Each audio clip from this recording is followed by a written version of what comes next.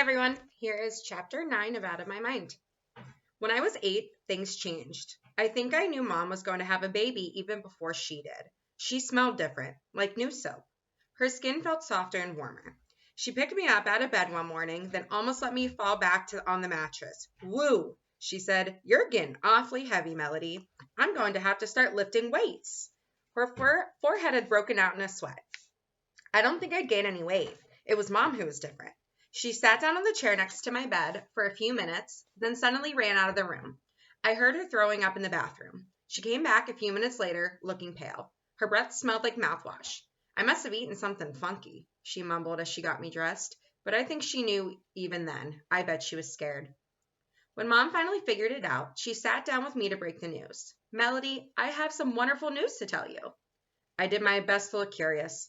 "You're going to have a baby brother or sister real soon." I grinned and did my best imitation of surprise and excitement. I reached out and hugged her. Then I patted her stomach and pointed to myself. She knew what I meant. She looked me right in the eye. "We're going to pray that this little one is fat and fine and healthy," she told me. "You know we love you, Melody, just as you are. But we're hoping this child doesn't have to face the challenges that you do."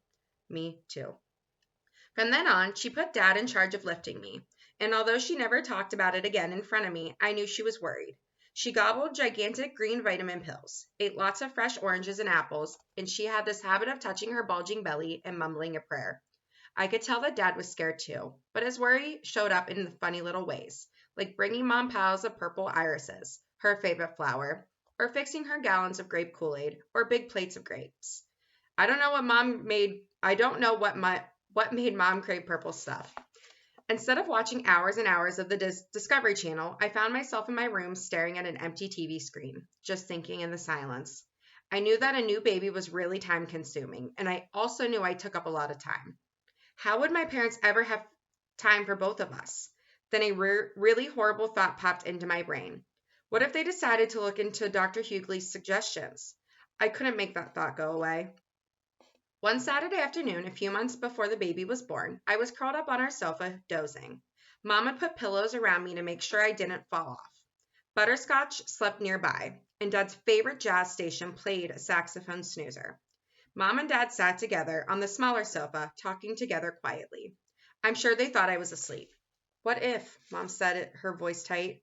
"It won't be. The chances are so small, honey," Dad replied, but he sounded unsure. "I couldn't bear it," Mom told him. "You'd find the strength," he said calmly. "But it's not going to happen. The odds are, but what if?" she insisted, interrupting him, and for only the second time I could remember my mother starting to cry. "Everything is going to be fine," my father said, trying to soothe her. "We've got to think positive thoughts." "It's all because of me," my mother said softly. I perked up and listened harder. "What do you mean?" Dad asked. "It's my fault that Melody is like she is." Mom was crying really hard then. I could hardly make out her words. "Diane, that's crazy. You can't hold on to that kind of guilt. These things just happen."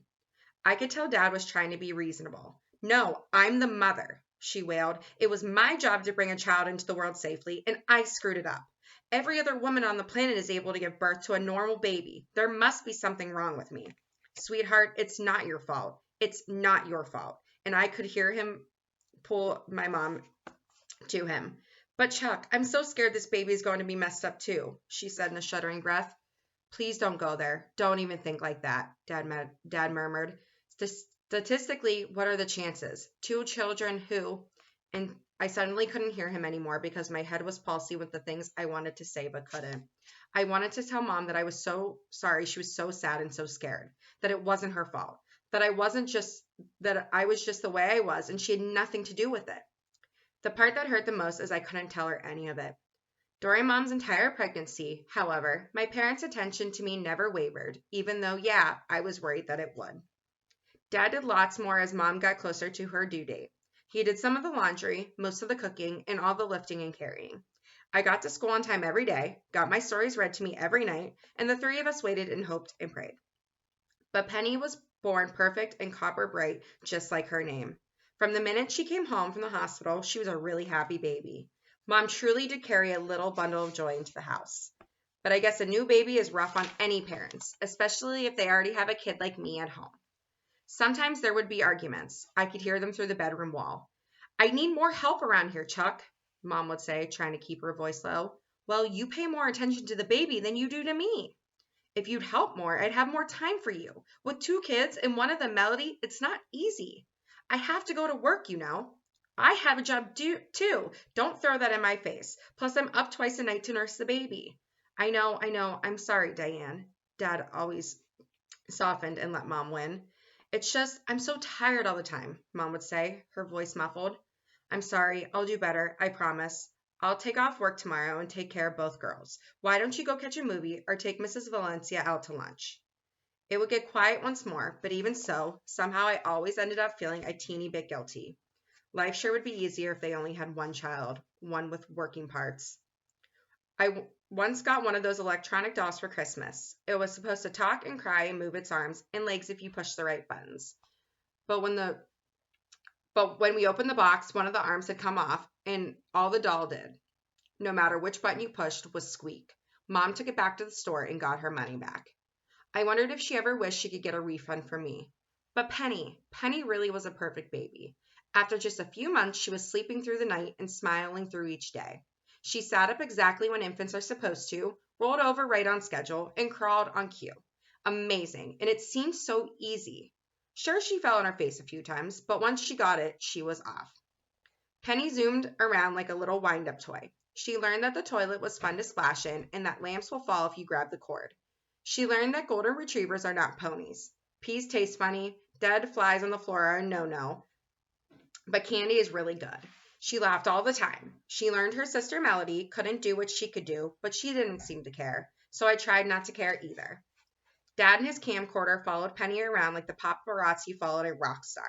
We have hundreds of hours of footage of Penny being cute and doing adorable things. And well, I admit it, sometimes I got kind of sick of watching a new video every time she learned something new.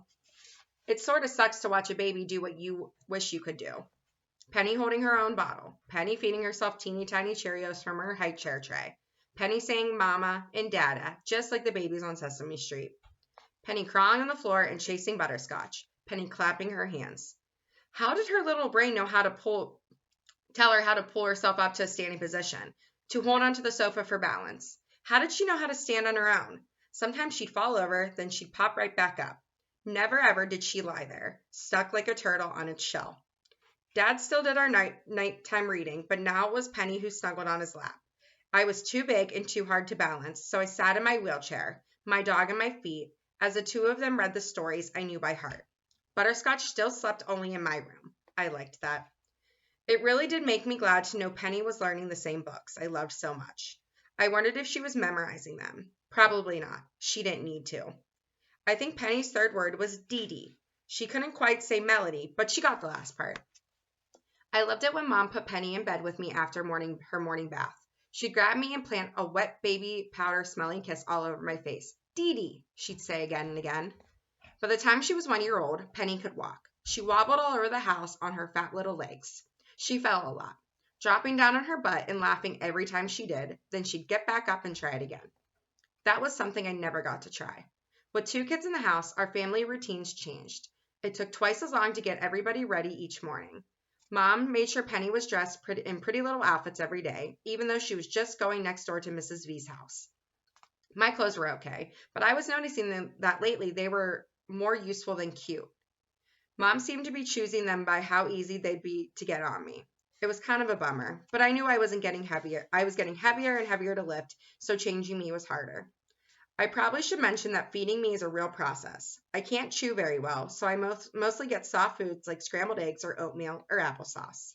Since I can't hold a fork or spoon, I try, but I keep dropping them. Someone has to place the food into my mouth, one spoonful at a time. It's slow. Spoon, slurp, swallow. Spoon, slurp, swallow. Lots of food falls on the floor. Butterscotch likes that. She's like a canine vacuum cleaner. Drinking stuff is hard for me too. I can't hold a glass and I can't sip from a straw, so somebody has to very carefully hold a cup to my lips and tip a little bit of liquid into my mouth so I can swallow. Too much and I choke and cough and we have to start all over. It takes a long time to get a meal in me. I hate the whole process, obviously. And some mornings were really stressful. Chuck, can you bring me Melody's pink t-shirt from the clean clothes basket? She spilled juice all over her shirt, Mom yelled up the stairs. Didn't you put a bib on her, Diane? Dad yelled back. You know she makes a mess. Why don't you wait and dress her after she eats? So you want me to feed her naked? Just bring the shirt, Mom snapped, and a diaper for Penny. She's got a stinker. She's 2. Isn't she old enough to be potty trained? Dad asked, coming downstairs with a blue t-shirt I'd outgrown in one hand and a diaper in the other. Right, I'll get to potty training tonight, on the 25th hour of my day. Dad picked Penny up. Uh-oh, that's a bad one, he said, his nose scrunched up. Did you give her sweet potatoes again last night? I thought we stopped giving her those because I always give her the runs. Well, if you had gone to the grocery store like I asked, I could have given her something different. And that shirt is blue, not pink, and too small for Melody. Mom stormed out of the kitchen and up the stairs. Sorry, girls, Dad said to us. He whistled softly while he cleaned Penny up, threatening to call the hazmat team. That was funny. Then he finished feeding me breakfast, not caring that my oatmeal was getting all over the juice-stained shirt. Why not? May as well make a real mess and make it worth all the stress, he said with a laugh. I smiled at him and smeared oatmeal on my tray. Mom came back down with fresh makeup and a freshly painted-on smile, her hair done, and with my pink shirt. She and Dad hugged in the kitchen. Both took a deep breath, and we actually made it out of the house on time. We had lots of days like that.